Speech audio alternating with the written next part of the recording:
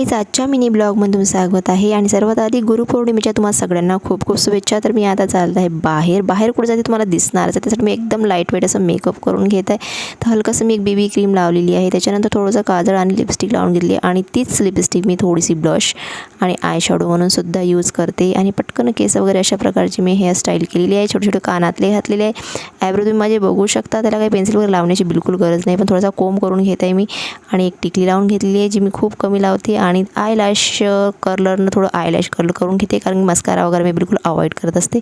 तर झाला मी पटकन मस्त तयार झाले। मंगळसूत्र घालायचं राहिलेलं आहे, हे एकदम मस्त छान ट्रेडिशनल मंगळसूत्र मी घालून घेतलेलं आहे आणि हे बेबी हेअर्स आहेत त्याला मी असं मस्त छान सेट करून घेतलेलं आहे ॲलोवेरा जेलनी।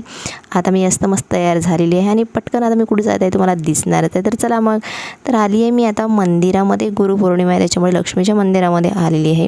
तिथं छान मस्त असं नैवेद्य वगैरे दिल्यानंतर सगळ्या ठिकाणी दही भात वगैरे मी असा शिंपडून घेतलेला आहे आणि दर्शन घेतलेलं आहे आज, आणि सोबत माझ्या मैत्रिणीसुद्धा आहेत। तर चला आता दर्शन वगैरे छान माझं झालेलं आहे मस्त। तर या साईडला सुद्धा दही भात वगैरे मी थोडं शिपडून घेते आणि आजचा दिवस खूप छान तुम्हाला सगळ्यांनासुद्धा आनंदाचा आणि जाओ।